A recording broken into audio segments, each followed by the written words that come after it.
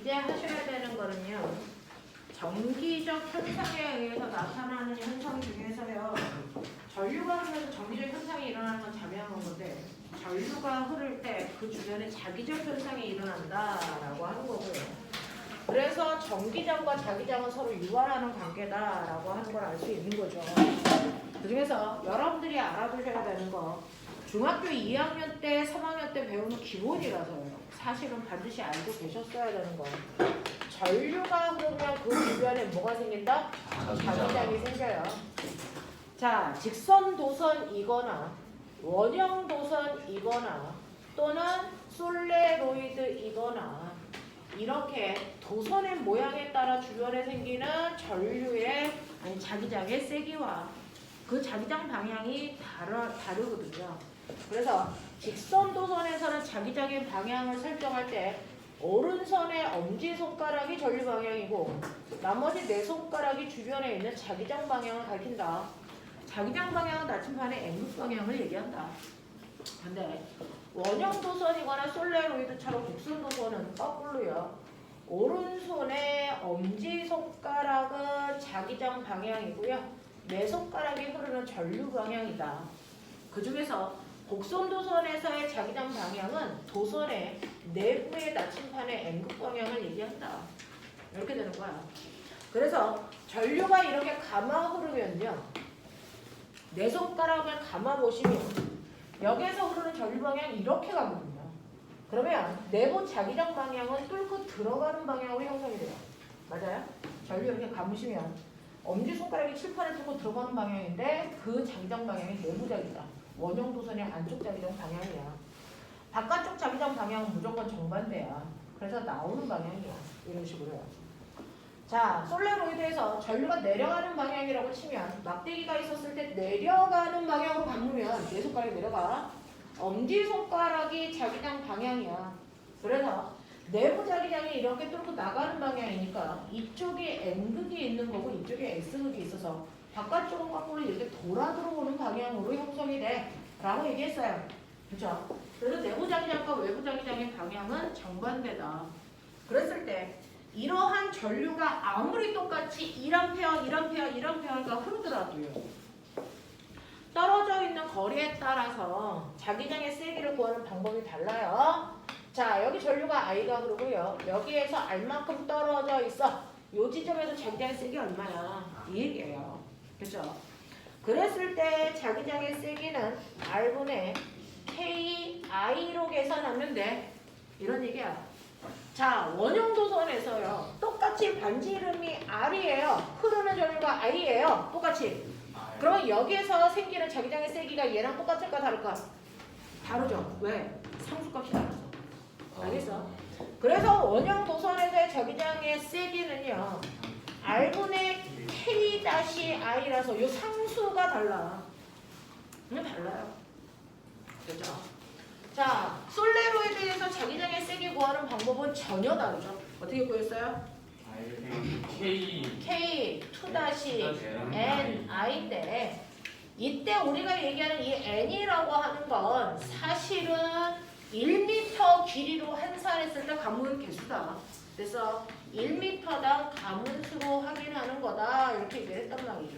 그렇죠? 이런 식으로 해서 전류가 흐르는 주변에 자기장이 생긴다는 거 기억하셔야 되는데 문제는 이렇게 전류가 흐르는 도선만 있으면 주변에 자기장밖에 안 생기죠.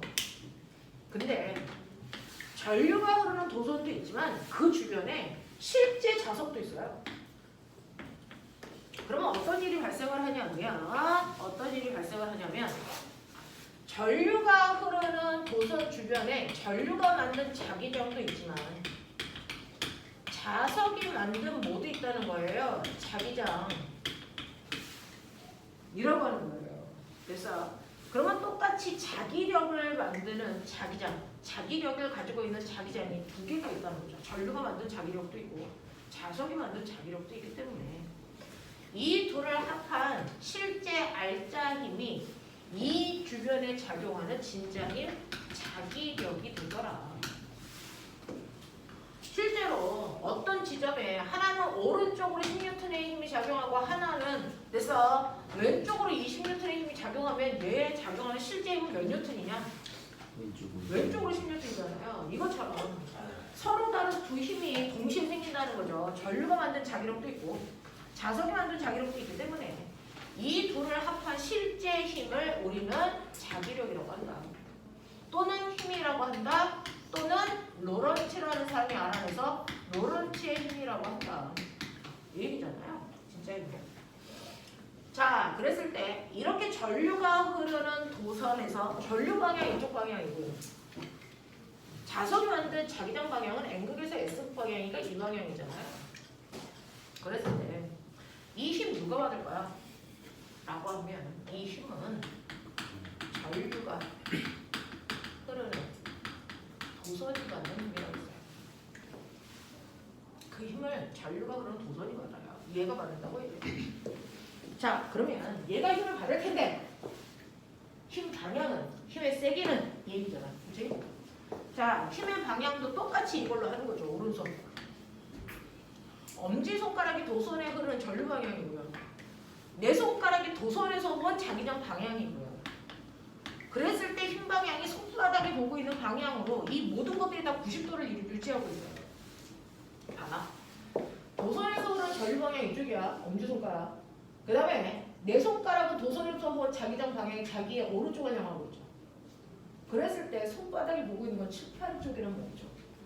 그러니까 이렇게 전류가 흐르는 도선이야. 칠판 쪽으로 밀리는 힘을 딱 받아서 밀려요. 됐죠? 네, 라고 하는 이 힘이 실제 물체를 움직이는 힘이다. 되겠냐? 그러면 이렇게 물체를 움직이게끔 하는 실제 이 힘, 방향을 알았어. 이 힘 어떻게 구해? 라고 하면 이 힘은 힘센 비라저씨로 계산하는 거야. 그러니까 저 자석이 만든 자기장의 세기는 5테슬라, 전류는 2A, 전류가 흐르는 도선의 길이를 1A라고 한다, 1m라고 한다면 실제로 저 도선을 미는 힘은 10N의 힘이야. 이런 느낌. 그죠? 이런 식으로 힘을 구하시면 되고요. 그러면 이 힘이라고 하는 자기력을 이용해서 만든 도구가 있어? 있죠? 그게 중학교 2학년 때 배웠던 뭡니까? 전동기죠. 전류를 도선에 흐르게 했더니 이 새끼가 움직여. 그래서 전류를 흐르게 했더니 움직이는 기계를 만들었어요. 이게 전동기. 이걸 우리가 뭐라 그러니까? 모터. 그래서 여러분 모터가 바로 이 자기력이라고 하는 힘을 이용해서 만든 도구입니다. 그래서 이 전동기가 들어가 있는 전기 제품이 거의 대부분이죠. 에어컨, 선풍기, 냉장고, 세탁기, 가스불과 믹서기 이런 것들. 그래서 다 모터가 다 들어가는 거죠. 잉 소리 나고 그런 것들 다 전동기를 이용한 거고요. 중학교 때 배웠던 것 중에서 여러분 전동기를 이용한 게 뭐가 있냐면 전압계, 전류계 그 자체가 전동기예요. 그래서 이렇게 자기력을 이용한 거다라고 하는 거 기억을 좀 해봐 두시면 좋겠죠. 그렇죠? 여기까지가 물리 1에서도 보는데 사실은 이 위에 있는 방향 설정은 중학교 2학년 때죠. 거기다가 B는 R분의 KI를 저 공식 하나가 고등학교 때 나오는 부분이야. 계산으로. 그거 뺀 나머지는 중학교 2학년 때 했던 부분입니다. 그죠? 자, 그러면 이런 식으로 전류가 흐르는 도선 주변에 자기장이 생긴다면 전류가 자기장을 만들어낸다는 얘기잖아요. 그러면 전류만 자기장을 만들어? 아니요. 자기장도 전류를 흐르게 해. 됐어. 실제로요. 거꾸로 자기장으로도 전류를 만들어낼 수 있다는 거죠. 그래서 자기장의 뭐를 이용해서 사실은 자기장 그 자체가 아니죠. 자기장을 변화시키면 그것 때문에 뭐가 생겨? 유독 전류가 생길 수 있어. 그래서 자석을 이용해서 전류를 흐르게 해서 그 전류를 만들어서 우리가 쓰죠. 이게 바로 발전소의 원리잖아요. 그렇죠? 그래서 자기장의 변화를 통해서 전류를 흐르게 하는 걸 우리가 뭐라 그럴까? 전자기 유도라고 하고요. 이 전자기 유도를 이용해서 만든 게 바로 뭐다? 발전기다. 여기서 이 전자기 유도는 수능에서도 거론되는 단어예요. 고등학교 내신에서는 아예 쓰게끔 합니다. 엄청나게 중요한 단어예요. 전자기 유도. 그죠? 전자기 유도라는 건 자기장을 변화시켜서 자기장을 변화시키려면 어떻게 해야 돼? 자석을 움직여야 돼. 맞아요. 자석을 움직여서 그거 가지고 전류 만드는 거. 그럼 자석이 안 움직이면 없어요. 전류 안 흘러요. 그런 얘기잖아요. 됐어? 그래서 이렇게 자기장을 변화시키면 그것 때문에 유도 전류가 흐르기 때문에 올해 이렇게 도체통이 있어요. 그 도체통 속에 자석을 뭐 할 거야? 넣었다가 뺐다가 이질환을 하는 거야. 넣었다 뺐다 넣었다 뺐다. 됐어? 반드시 N극이어야 돼? 아니잖아. S극을 넣었다가 뺐다가 해도 상관없잖아. 그렇죠. 됐죠? 이런 식으로 자석을 넣었다 뺐다 하면서 유도 전류 흐르게 할 건데 이때 여러분들이 보시는 것처럼 자석을 N극을 넣으면 못 들어오게 하려고 무슨 극 만들어요? N극. 밀어야 되니까. 그렇죠? 자, N극이 나가려고 그러면 못 나가게 해야 되니까 S극. 자, S극이 들어오려고 그러면 S극으로 밀어야죠. S극이 나가려고 그러면 N극으로 당겨야 되겠죠. 됐어? 그래서 중학교 3학년 때 요번에 요게 시험 범위가 6단. 됐죠? 네. 그랬을 때요. 1번, 2번, 3번, 4번 자석을 움직일 때요. 도체통 속에 유도 전류가 같은 방향으로 흐르는 걸 찾아놔요. 맞아. 유도 전류가 같은 방향으로 흐르기 위해서는요. 위쪽에 생긴 극의 종류가 어때야 되니? 같아야 되거든요. 됐죠? 위쪽에 생긴 극의 종류가 같아야 되기 때문에 1번과 4번이 같은 방향으로 전류가 흐를 거고요. 2번과 3번이 같은 방향으로 전류가 흐를 거야. 이해하겠어? 오케이. 자, 그래서 전류 방향을 여러분들 설정할 수 있어야 되는데 그럼 보편적으로 그 발전소에서는 어때요? 하나의 극을 넣다 뺐다 하죠. 네. 그죠? 그러면 넣을 때 전류가 이렇게 흘렀다면 뺄 때는 전류가 거꾸로 이렇게 흐르잖아요. 맞나? 그래서 우리는 자석을 넣다 뺐다 하면서 전류를 생산하는데 넣을 때와 뺄 때 전류 방향이 주기적으로 바뀝니다. 이런 전류는 뭐라 그럽니까? 그렇죠. 그래서 우리는 교류 전류를 만들어서 가정지를 보냅니다. 교류 전류는 주기적으로 전류가 흐르는 방향도 바뀌지만 모두 바뀐다? 세기도 바뀐다. 이런 전류가 우리 집에 들어오는 거다. 자, 이렇게 세기와 방향이 바뀔 수 있는 건 됐죠? 자석을 넣었다 뺐다 하는 방향으로 우리가 전류를 생산하기 때문이죠.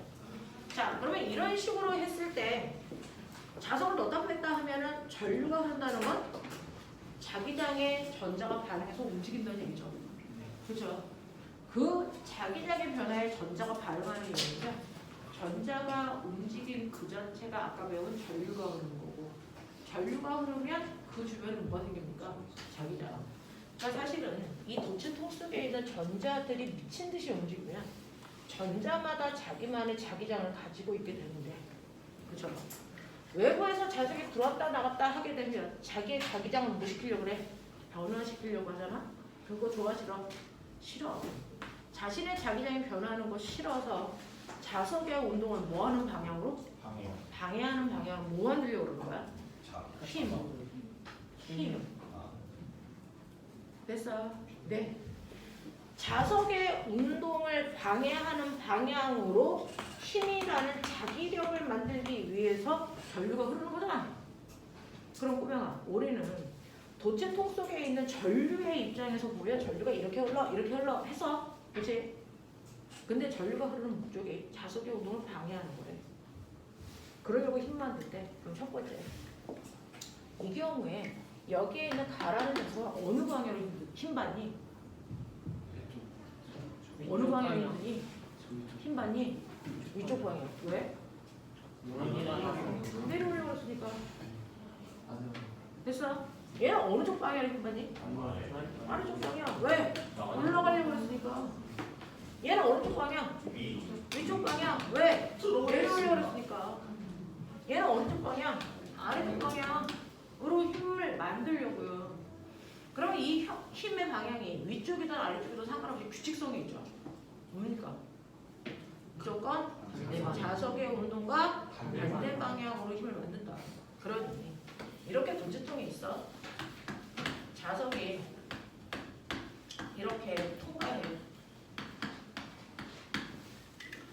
자석이 들어갈 때와 나갈 때 그래서 받는 힘의 방향은 같다 반대다. 같다 반대다. 같아요. 무조건 운동하는 방향은 반대니까. 얘 내려오려고 그러면 못 내려오게 이쪽으로 힘들죠? 내려가려고 그러죠? 어디로 힘들어요? 그러니까 A와 B에서 작용하는 힘의 방향은 똑같아요. 그렇죠? 그러면 A와 B를 지날 때 흐르는 전류 방향은? 반대죠. 그건 반대죠.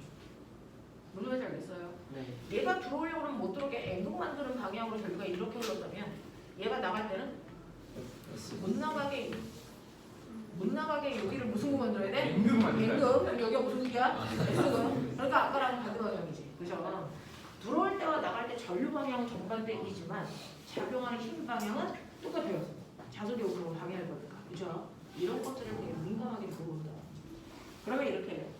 전류가 흐를 때요. 그 주변에 자기장이 생긴다 했잖아. 아니, 자기장이 변하면 그 주변에 전류가 흐른다 그랬잖아. 전류가 흐르면 그 주변에 자기장이 생기는데요. 무슨 소리야? 자기장이 변하면 그 주변에 전류가 흐르는데요. 이때 얼마나 센 유도 전류 만들어낼 수 있어?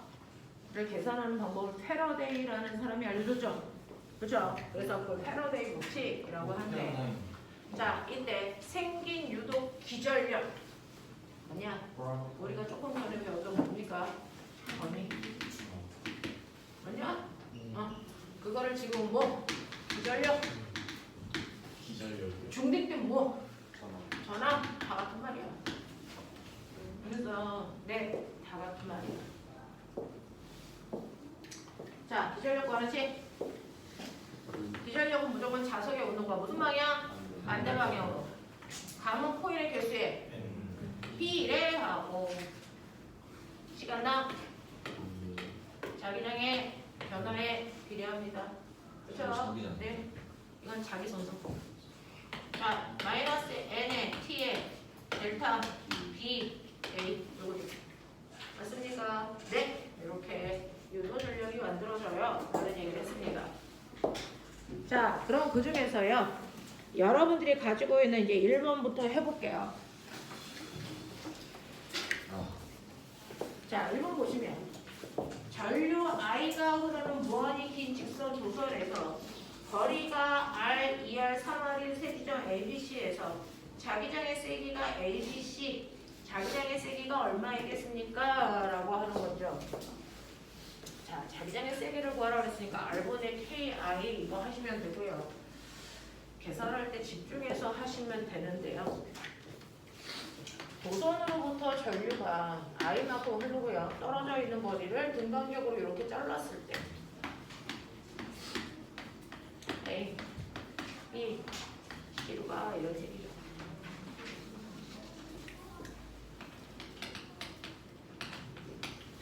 자기장의 세기요. R분의 KI니까 R분의 KI만큼이 A죠. B는요. 2R분의 KI로 쓰면 어떨까요? C는 3R분의 KI로 분자값은 다 똑같기 때문에 의미가 없어요. 됐어. 그럼 몇 대 몇 대 몇이냐? 2대 얼마? 3대 2. 얼마? 2대 3대 2. 잠깐만. 6대 3대 6대 3대 2.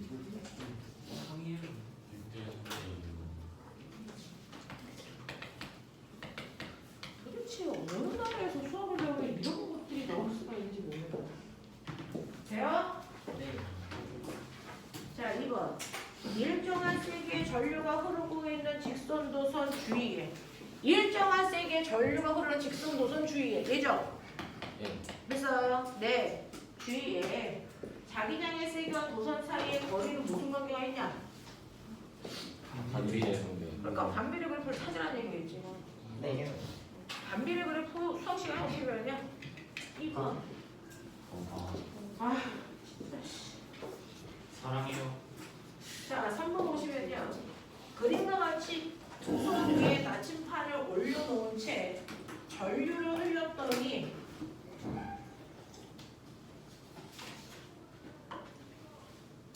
나침판의 N극이 시계 방향으로 회전 회전을 하여 이동하는 모습을 나타냈어요. 자, 이렇게 전류가 흐르는 도선이 있고 그 위에 나침판이 있어. 맨 처음에는 N극이 여기를 가리켰었는데요. 전류가 흐르니까 얘가 이렇게 회전을 해서 여기를 가리키게 됐어. 뭐 이런 얘기 하고 있는 거잖아. 그치? 그러면 사실은 여기가 지금 자기장 북쪽이었나 봐. 근데 전류가 흐르니까 전류에 의한 자기장은 이쪽으로 만들어줬겠지. 그래서 그 합성된 요 방향을 실제로 가리켰겠지. 뭐 그런 얘기잖아. 자, 그러면 전류가 어느 방향으로 흘렀어야 되냐? 위쪽 방향으로 흘렀어야. 그거보다 위쪽에서 자기장이 이쪽으로 흥분되겠지. 그치? 그러니까 얘는 위쪽 방향으로 전류가 흘렀을 거야. 라는 얘기한 겁니다. 자, 그러면 이때 도선의 재질은 금속입니까? 라고 하는데요. 이게 금속과 비금속을 구분할 수 있는 실험이니? 아니요. 맞는 걸 찾아라가 아니고 위에 있는 실험이 타장한 걸 찾아라 이런 거죠. 전류 방향이 바뀌면 자기장의 방향이 바뀐다라는 건 맞는 얘기지만 이 실험을 알 수 있냐는 거야. 없다는 거야. 세 번째, 전류가 흐르는 도선 주변에 자기장이 생긴다는 걸 알 수 있니? 알 수 있죠. 네, 그걸 알 수 있는 거죠. 됐죠? 4번, 나침판 자침의 N극이 가리키는 방향이 전기장의 방향이냐? 얘가 전기장 방향이에요? 자기장의 합성 방향이에요. 그렇죠? 도선의 전류가 흐르지 않으면 자기장이 생기지 않는다. 도선의 전류가 안 흐르면요, 지구 자기장은 있죠. 네. 전류의 자기장은 없고. 맞죠? 네, 그런 거죠. 네. 그래서 맞는 결론은 3번밖에 없습니다. 근데 이제 이런 것들이 좀 되게 애매해요. 잘 보셔야 됩니다. 4번. 전류의 방향과 도선의 위치를 바꾸어 가면서 나침판 자침이 움직이는 방향을 조사하려고 했어요. 나침판 자침의 N극이 왼쪽으로 회전하는 경우만을 보기에서 모두 골라 이거예요. 됐죠? 왼쪽으로 회전하는 경우를 모두 고르세요. 라고 하면 일단은 나침판이 위에 있을 때는 아까 했잖아요. 얘가 왼쪽으로 회전하는 경우, 여기는 오른쪽이잖아요. 왼쪽으로 회전하려면 거꾸로 이렇게 가야 되죠? 그럼 전류 방향 거꾸로인 걸 찾으면 되겠죠? 리을이요. 뭡니까? 리을. 그럼 디귿 리을 중에 리을이야. 그럼 아래쪽에 나침판이 있을 때는 왼쪽으로 가려면 반대가 되는. 네, 반대이면 되는 거예요? 그러네요. 그럼 뭐면 되겠어요? 기억. 이렇게 가면 되죠. 그 답이 2번이에요. 네. 자, 5번. 그림은 위쪽으로 전류가 흐르는 직선도선 주변에 철가루를 뿌렸더니 원형 모양으로 자기장이 생긴 겁니다. 이때 3번. 자, 여기에 대한 설명을 맞는 걸 찾아라 라고 했는데 1번 보시면 도선에 가까워질수록 자기장의 세기는 뭐 해줘야 되니? 강해져야죠. 도선에 센 전류가 흐르면 자기장의 방향이 변하니? 아니요. 세기는 더 세게 만드는 거지 방향을 바꾸게 하지 않아요. 3번. 도선에 흐르는 전류에 의한 자기장의 방향은 반식의 방향입니까? 네. 네. 전류가 누가 있구나. 네. 네, 전류에 의한 자기장 방향은 반식의 방향 맞고요. 도선에 흐르는 전류에 의한 자기장의 방향이 시기 방향이다 말도 안 되는 거고요. A 지점은 또 어디 있어? 이거는 무슨 이 오른쪽에 있어요. 그러네요. 어휴. A 지점에 나침판을 놓은 경우 나침판 자침의 N극은 왼쪽을 가리킨다? 아니요. 위쪽을 그냥 이렇게 앞쪽을 가리키지 않아요? 네. 맞습니다. 네, 그런 것 같아요. 와, 무슨 매지가 일어나는 거지? 아 노안. 자, 그 다음에 6번 볼게요. 6번은 가그림, 나그림 따로따로 있는 그림이에요. 자, 그림 가와 같이 1A의 전류가 흐르는 도선으로부터 거리가 R만큼 떨어진 A 지점에서 자기장의 세기를 B라고 한다.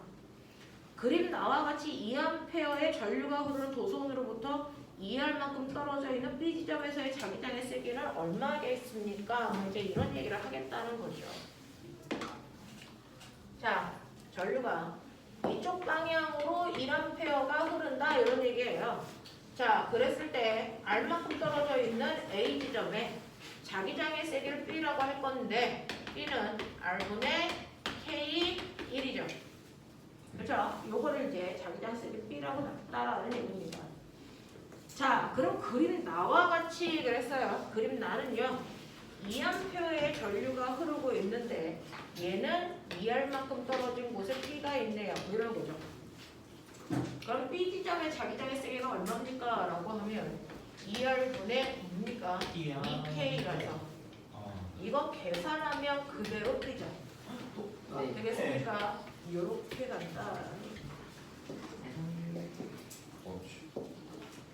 자, 7번 보죠. 그림과 같이 원형 도선의 중심에 나침판을 놓았다라고 합니다. 자, 그랬을 때 지금 원형 도선이 이렇게 되어 있어서 전류가 이렇게 흘러요. 예. 그쪽으로 감아 보시면 N극은 칠판에 뚫고 들어가는 방향이니까 B 방향 이렇게 하시면 되겠죠. 8번. 다음 중 전자기 유도라고 하는 발전기 원리죠. 전자기 유도 때문에 나타나는 현상이 아닌 것은요? 라고 하는데 코일 속의 자석을 회전시킬 때 네, 실제로요. 아이고.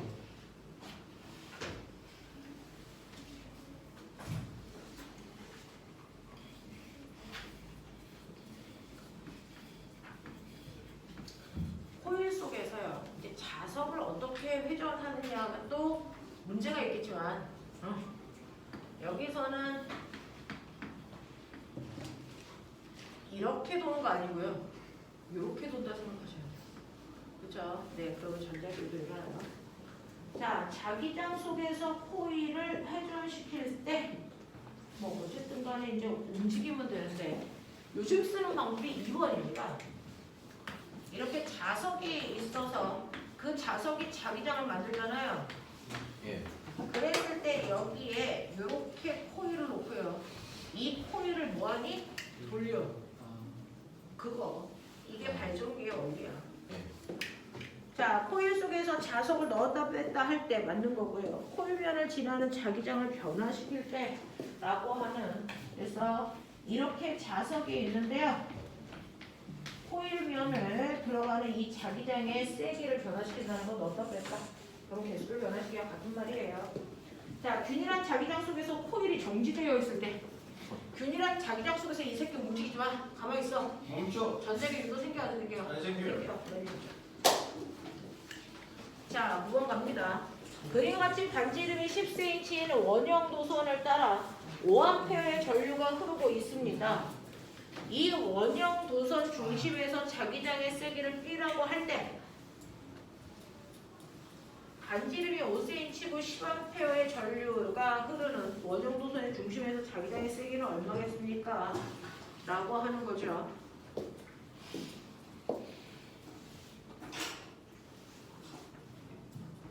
네. 네.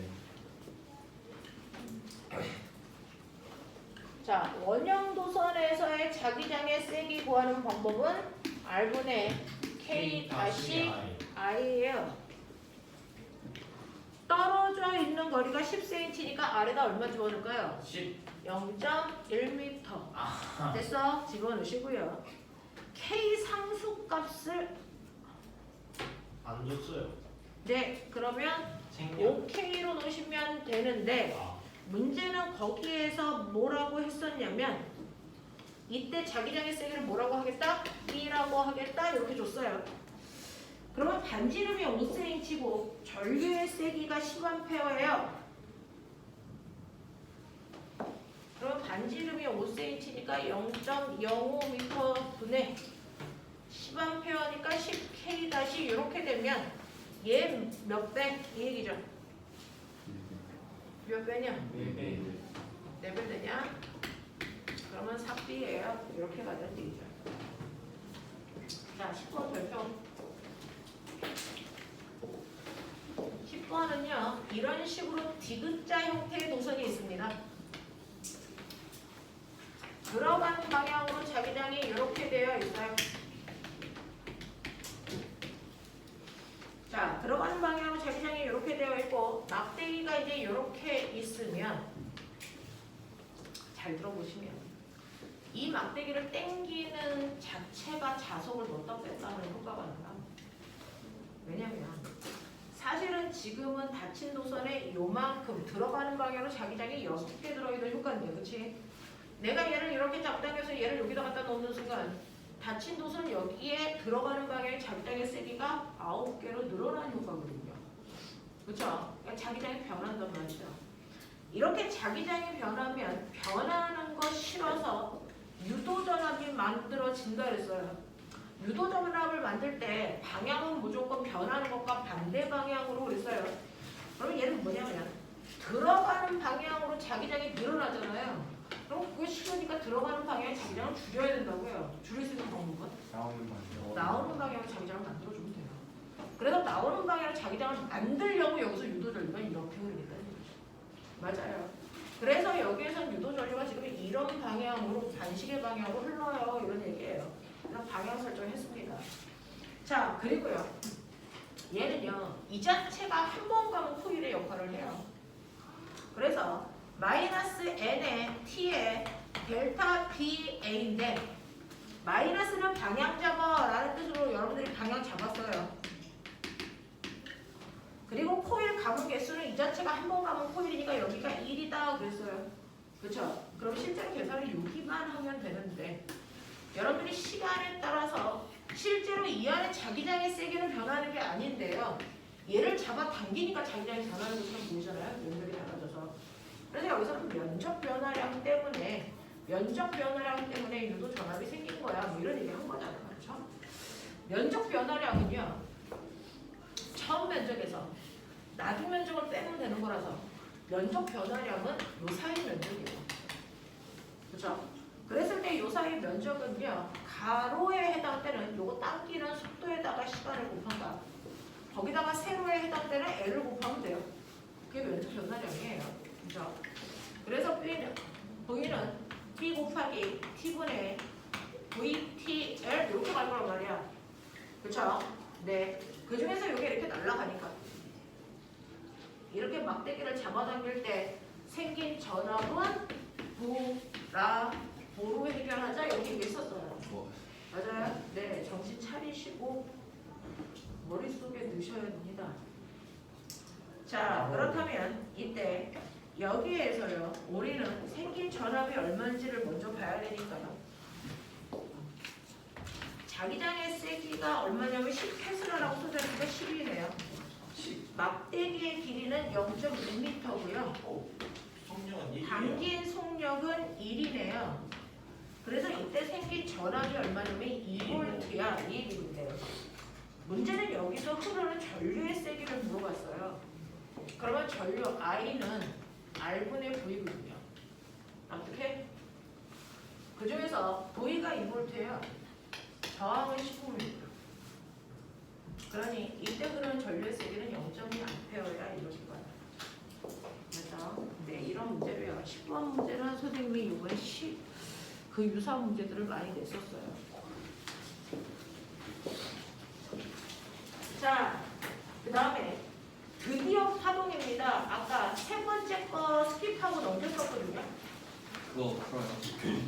네. 우리가 보각간섭, 상쇄간섭까지 했었던 거 맞죠? 맞아요. 네. 세 번째 장. 요거 하고 나서 우리 반전 효과 보죠. 빨리 해. 세 번째 장. 네.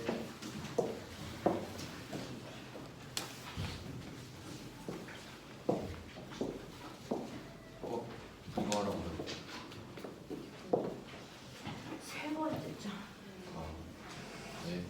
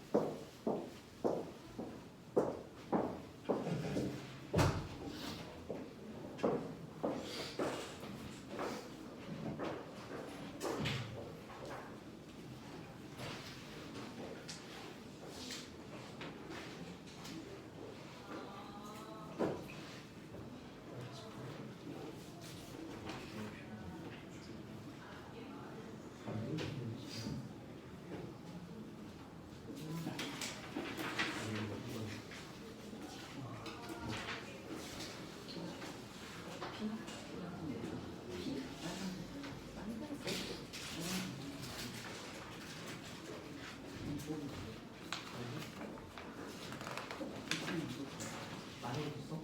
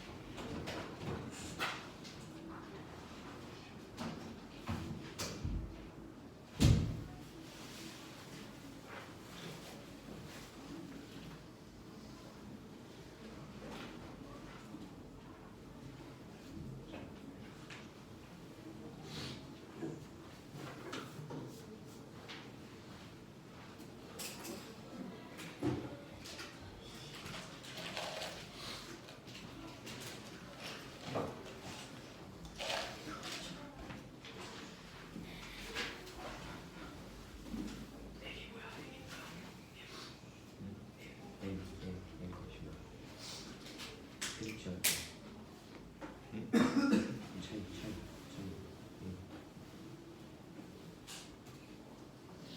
저기 10번은 7.5 메가헤르츠.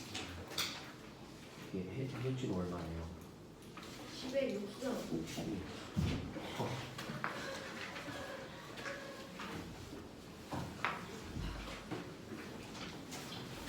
키로가 3승, 메가가 6승, 기가가 9승 이렇게 가는 거죠.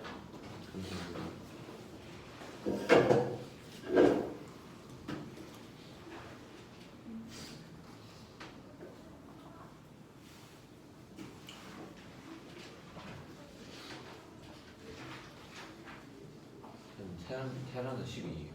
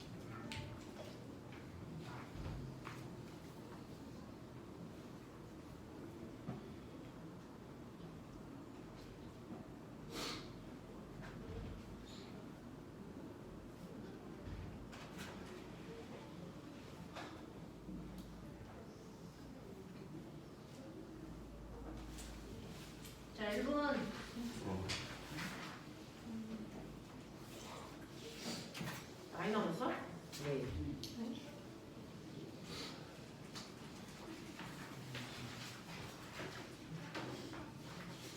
그 화요일만 그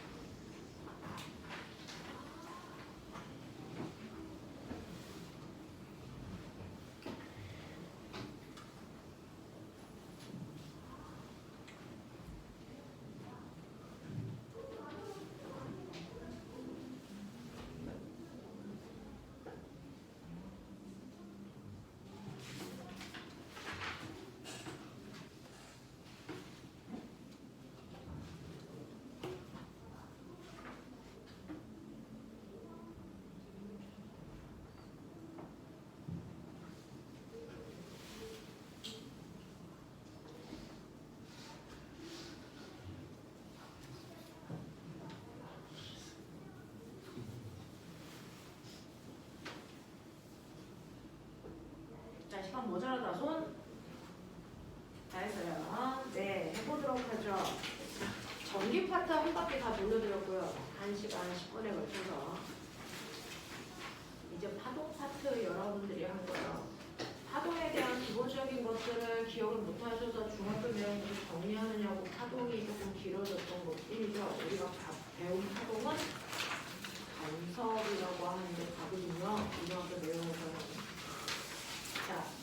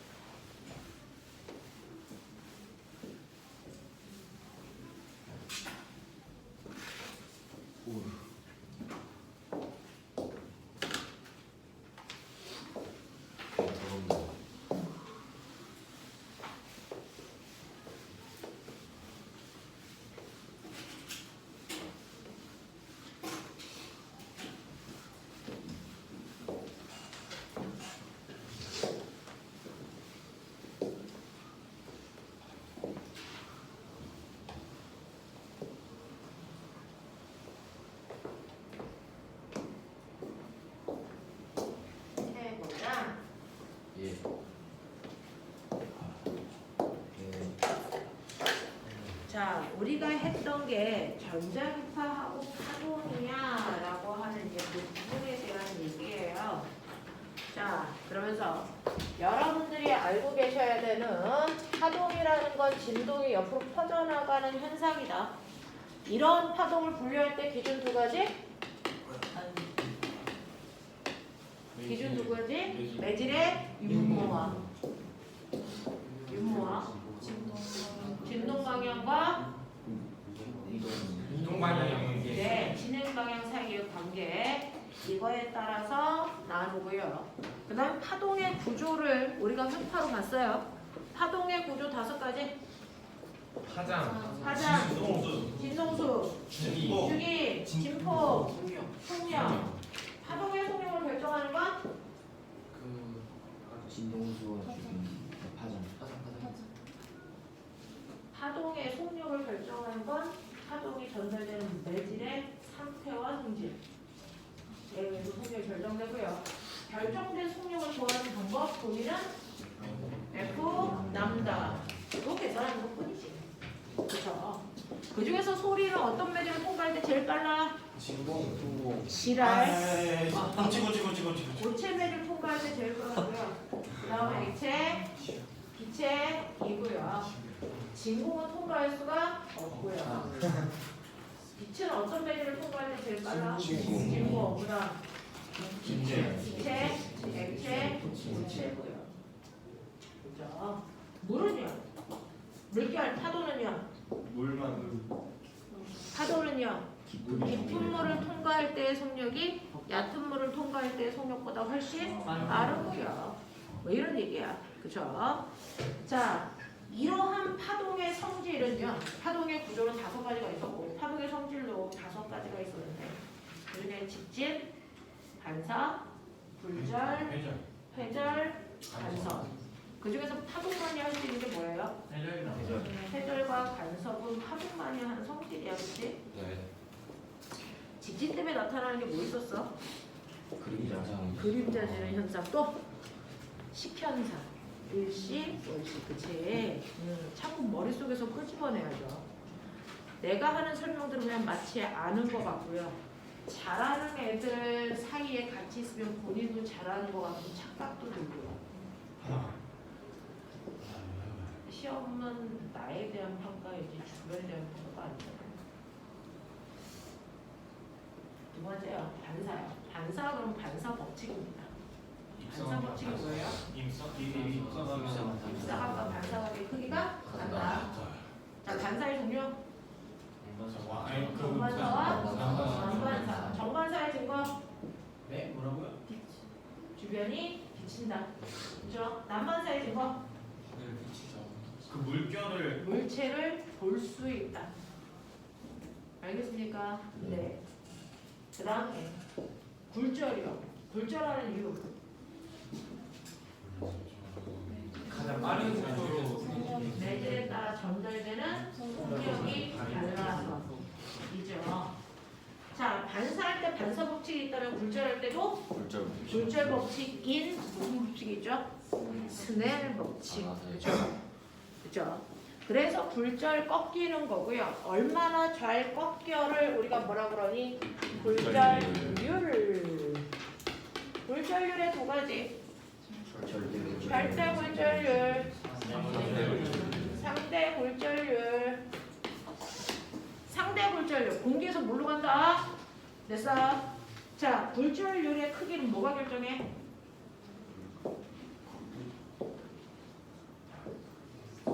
굴절하는 이유가 뭐야? 매질마다 매질 간의 속력이 전달되는 속력 차이죠. 그러니까 굴절률이 속력 비율이 되죠. 네, 그러면 저기요. N 공기물 이거 한국말로 해석하면 무슨 뜻? 어디에서? 공기에서 물로 갈 때. 그래서 상대 굴절률. 그러고 보면 공기에서 물로 가 속력이 빨라져 느려져? 느려지면 상대 굴절률이 1보다 커야 돼, 작아야 돼?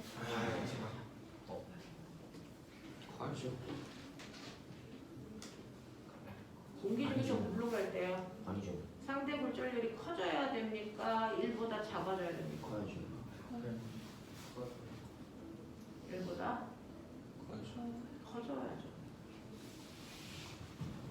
자, 상대 골절을 구하지. 불러. V, 물, 분해, V, 공기잖아요. 물 속력보다 공기에서의 속력이 크니까 1보다 커져야죠. 자, 또야.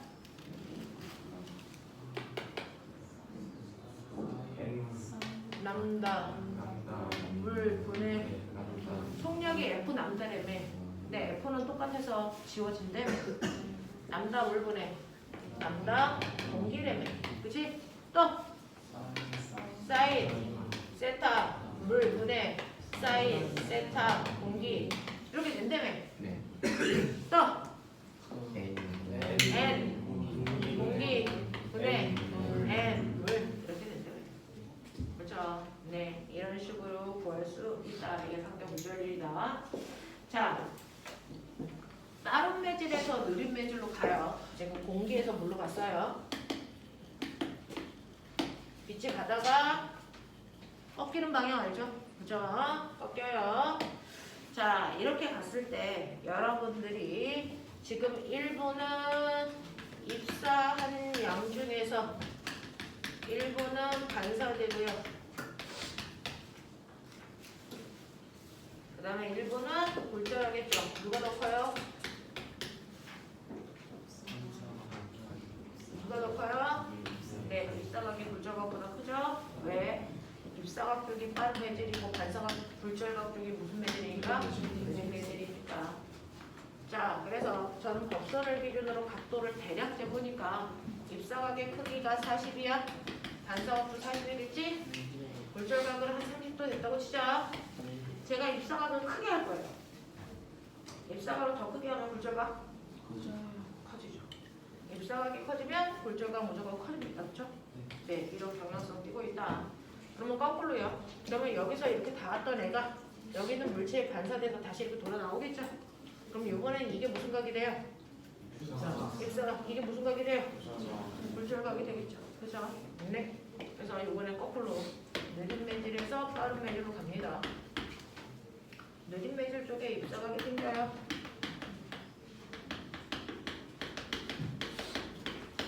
빠른 매질 쪽에 뭐 생겨요?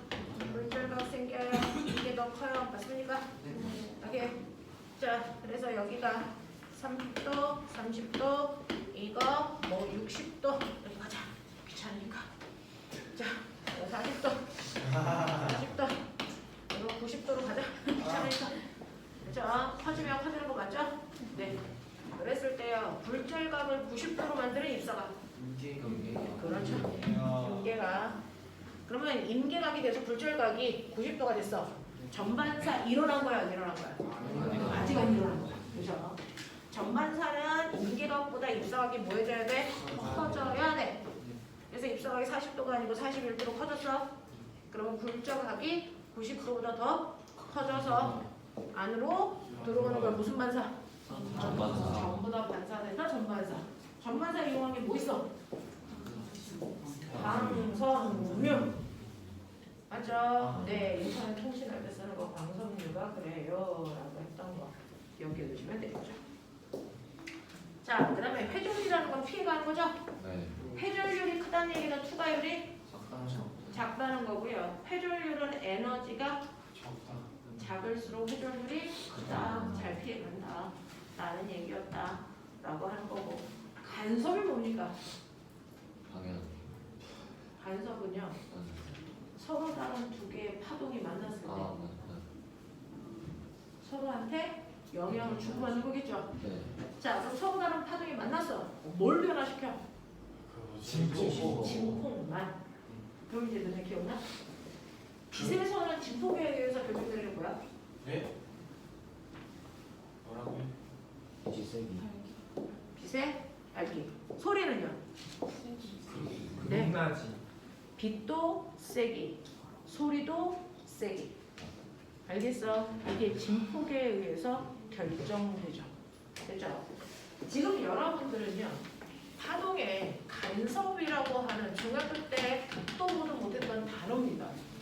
간섭이라는 건 서로 다른 두 개의 파동이 만났을 때 서로 영향을 주고받아서 결론은 간섭했다는 얘기를 변했다는 뜻입니다. 그렇죠? 간섭했다는 얘기는 파동이 변했다 이 얘기예요. 그럼 파동의 구조 중에 뭐가 바뀌었니? 진폭만 바뀌는 거예요.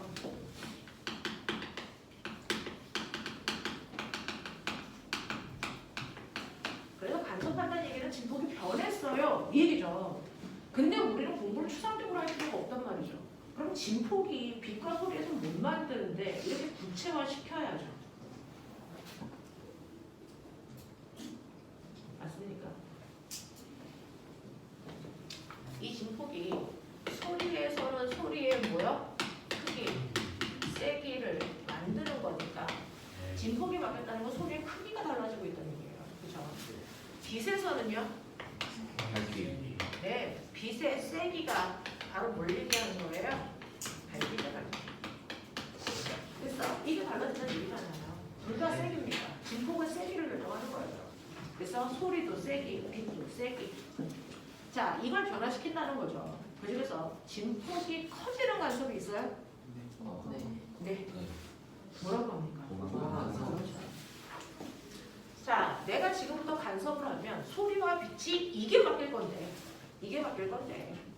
그 중에서 원래보다 진폭이 커지는 간섭이 있고 진폭이 작아지는 간섭이 당연히 있겠죠. 그렇죠? 진폭이 커지는 간섭을 나는 뭐라 그러냐면 보강 간섭이라고 할 거고, 진폭이 작아지는 간섭을 상쇄 간섭이라고 부를래. 그럼 그 중에서 진폭이 커질 수 있는 보강 간섭은 어떨 때 하는 거야? 방향이 뭔데? 받을 수 없죠. 자, 모양이 같은 애들끼리 만날 때죠. 네. 그 얘기를 하고 싶은 거죠.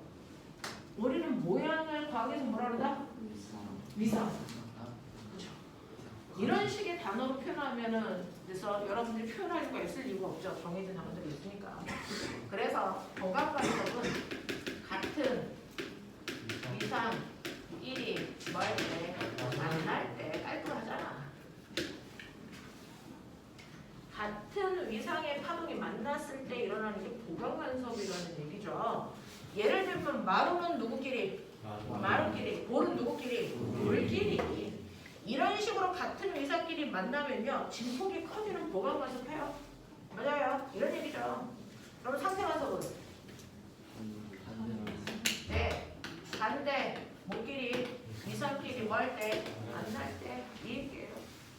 반대 위상인 파동끼리 만날 때라고 했으니 여러분들이 알고 있는 것처럼 이런 위상을 가지고 있는 애도 있지만 이런 위상을 가지고 있는 애들이 있다는 얘기죠. 반대 위상을 가지고 있는 애들끼리 만났을 때 무슨 간섭을 한다? 상쇄 간섭한다. 이거예요. 자, 그러면 이런 식으로 보강 간섭, 상쇄 간섭을 하는 동안 실제로 바뀌는 건 진폭만 바뀌는 거지. 파장, 그 다음에 진동수, 주기 이런 거 안 바뀌어. 되겠어? 네. 그러면 서로 만나면 영향을 주고 받았죠? 네. 헤어지면? 헤어지면 원래대로 들어갈까? 아니면 변화 상태를 유지할까? 원래대로 들어가죠.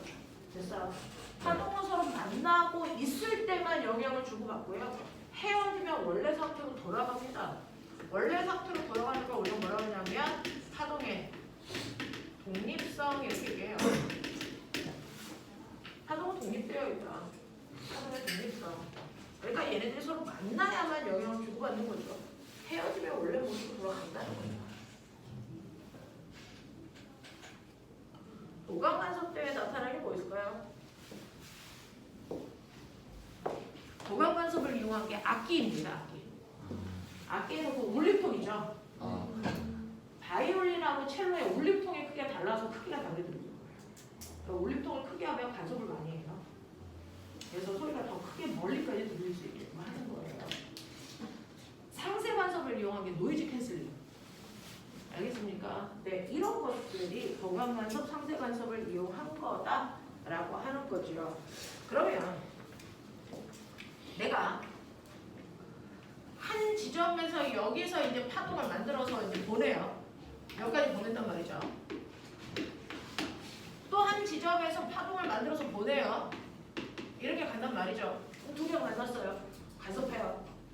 그랬을 때 저걸 입지에서 보강을 할지 상쇄를 할지는 기다려 봐야 돼? 아니죠. 실제로 여러분들이 계산만으로 보강을 할지 상쇄할지를 알 수 있는 일반식을 누군가가 만들어줬어.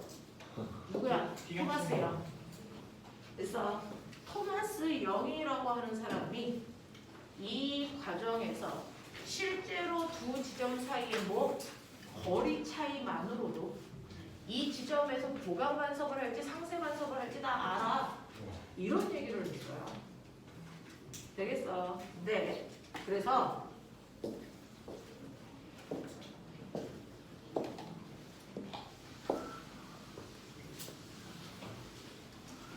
제가 지난 시간에 간섭 어디까지 설명했어요? 여기서부터는 거의 전무한 듯한 느낌인데요. 토마스 형이랑 사람들 토마스 영 그러면 여기까지는 설명을 한 거예요. 네. 네.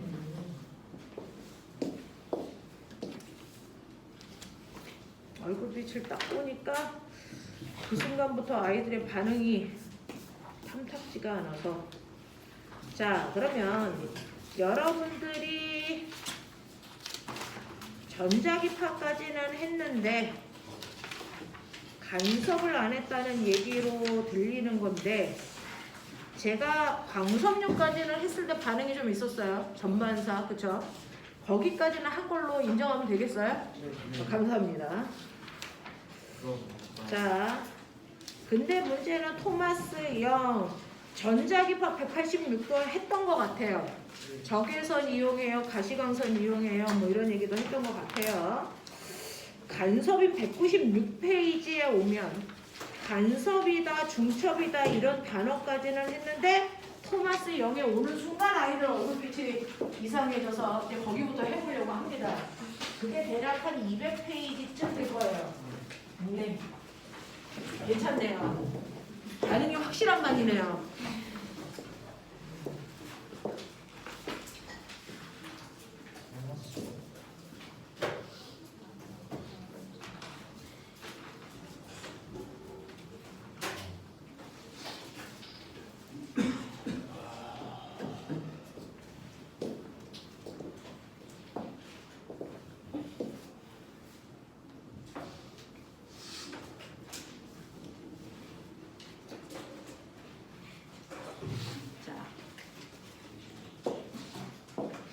빛이 파동인 거 아시죠?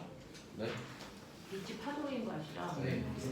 파동이라는 걸 인지할 때까지 그거를 알게 될 때까지는 사실은 과학 역사에서 대단히 오랜 시간이 걸렸습니다. 빛이 파동이라는 걸 인지할 때까지.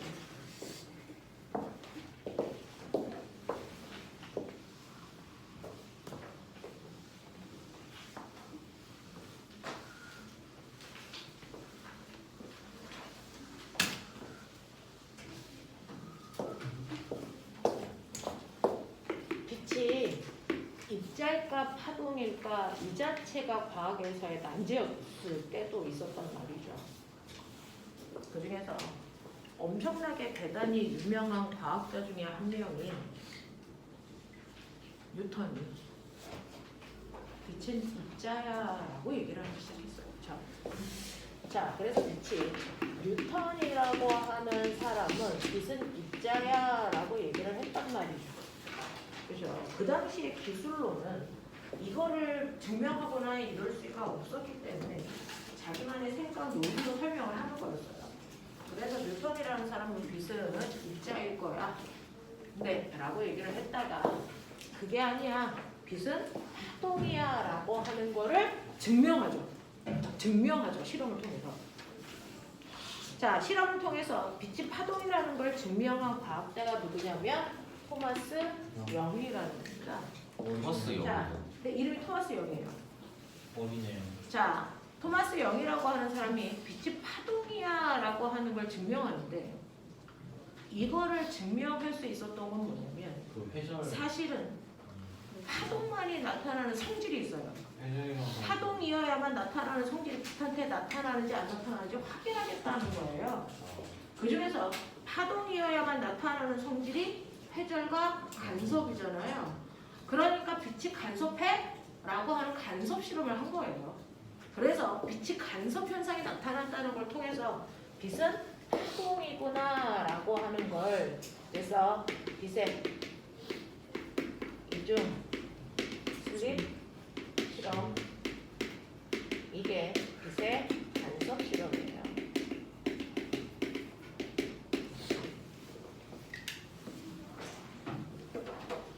공을 던지면 하나의 공을 던지면 공이 하나가 와서 부딪힙니다. 그렇죠?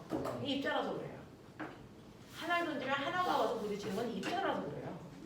근데 하나를 던졌는데 여러 군데에 와서 부딪히는 건 파동이라고 그래요. 그래서 실제로요. 이렇게 슬릿이라는 건 틈 이런 뜻이에요. 이렇게 두 개의 틈을 뚫어놨어. 이게 이중 슬릿이에요. 여기서 빛을 쏘는 거죠. 여기서 빛을 쏘고 여기서 빛을 쏴요. 빛이 입자라면 정확히 여기서 쐈으니까 여기에 와서 부딪히죠. 여기에 와서 부딪히죠. 다른 데에 와서 부딪힐 이유가 없어요. 그렇죠? 근데 빛이 파동이기 때문에 5만 군데 와서 다 부딪혀요. 그래서 이럴 수 있는 게 간섭 때문인 거죠. 그래서 빛은 입자가 아니구나, 파동이구나 이런 것들을 이제 알게 되는 실험을 조금 이따 설명할게요. 그렇죠? 이렇게 했단 말이죠. 그래서 토마스 영이 빛은 파동이야라고 하는 걸 이중슬릿 실험을 통해서 설명을 해주고요. 그리고 나서 나중에 그 유명한 아인슈타인이 빛은 입자네라고 얘기했어요. 왜냐하면 거꾸로 입자여야만 나타나는 현상이 나타나거든요. 그래서 파동이어야만 나타나는 간섭 실험도 했는데 빛이 입자여야만 나타나는 현상도 나타나. 그게 뭡니까? 광전 효과예요.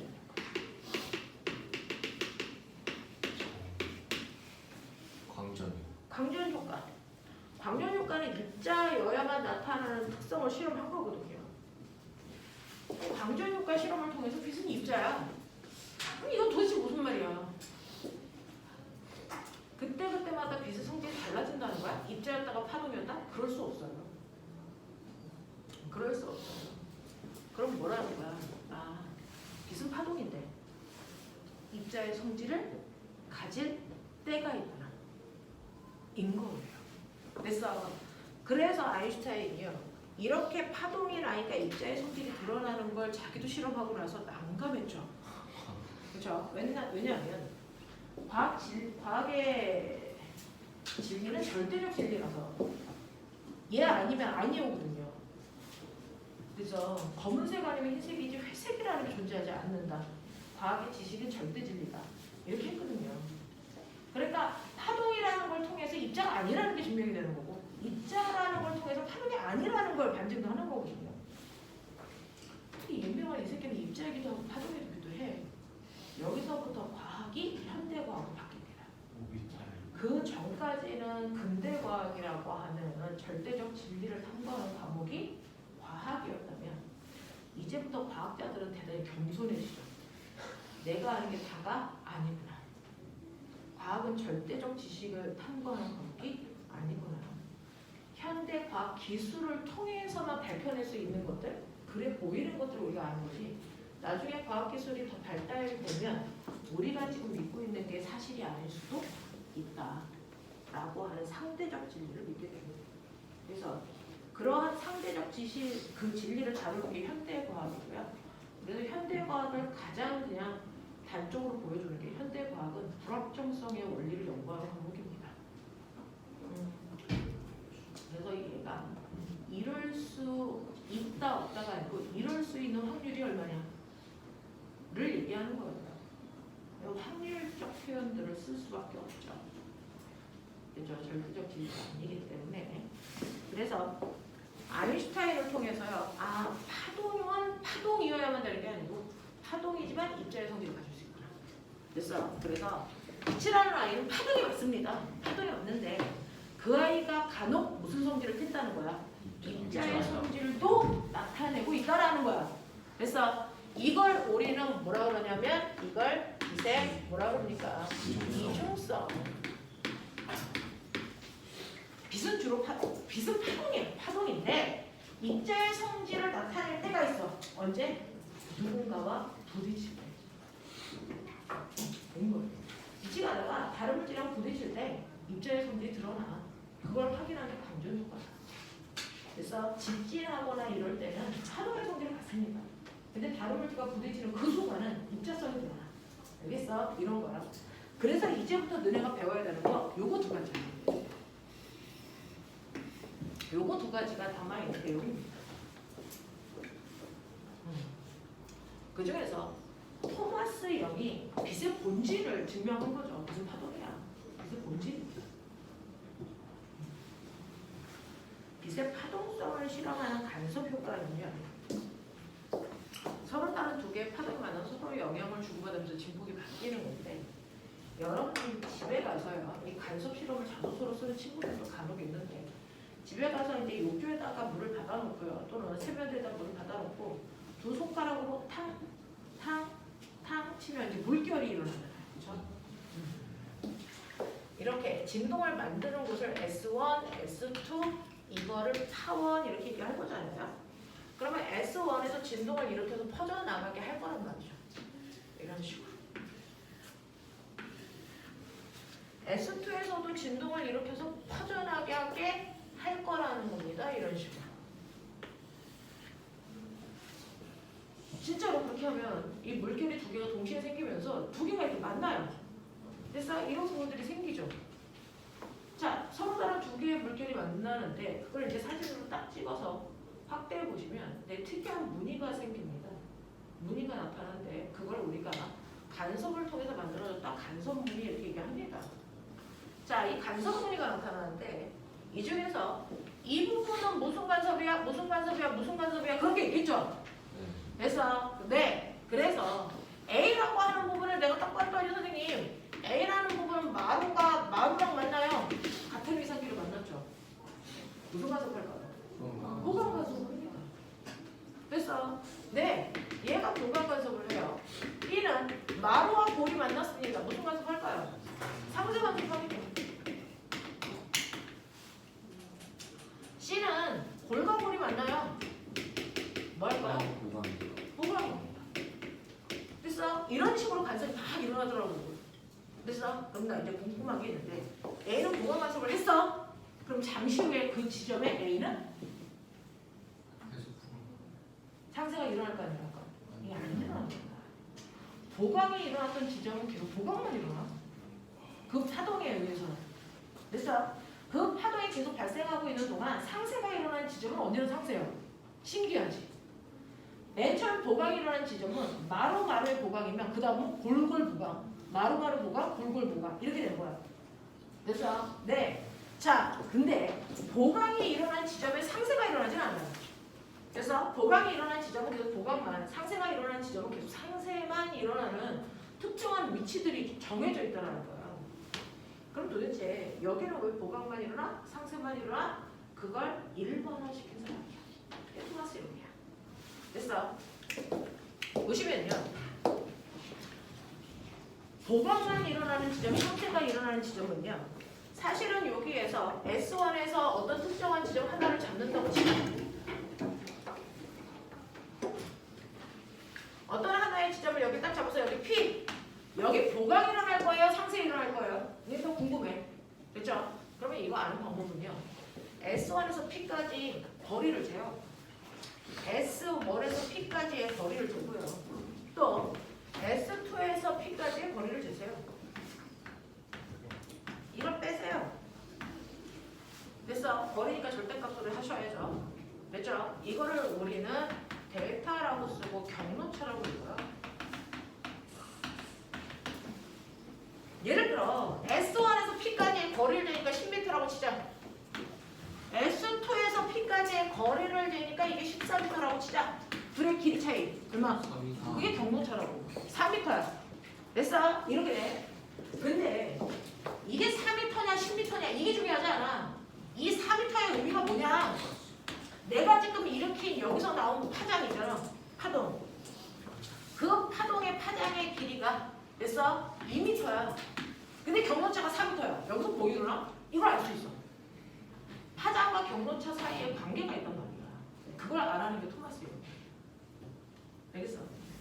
자, 이 경로차가요. 정확하게 내가 일으키는 파동의 파장의 길이와 같은 길이라면 여기 보시 보강간섭이 2배 되는 파장의 길이라면 이거 보강간섭이야. 경로차가 없다면 여기도 보강간섭이야. 경로차 0, 한 파장, 두 파장, 세 파장, 네 파장 여기 싸구리가 보강이야. 보강과 보강 사이지. 여기가 뭘까? 2분의 난다. 2분의 3 난다. 2분의 5 난다. 2분의 7 난다. 이게 싸그리 상세야. 그래서 얘는 이걸 가지고요. 경로차만 알면 그 지점에 보강이 일어날 때 상세가 일어날 때 예측할 수 있다라는 겁니다. 자, 그걸 일반화 시켜놓은 게 보강 간섭이 일어나는 지점의 일반식이요. 밤 파장의 짝수배인 모든 지점은 보강 간섭이다. M은 0, 1, 2, 3 이렇게 놓으면 돼. 되겠어? 상세 간섭의 일반식은요. 밤 파장의 홀수배인 모든 지점입니다. M은 0부터 순서로. 알겠어요? 이렇게 되면 된다. 라는 얘기를 합니다. 되겠죠? 네, 여기까지 하겠습니다. 프린트 틀린 거 오답해가지고 오시면 되겠습니다. 책은 안 푸셔도 됩니다. 저 이거 책상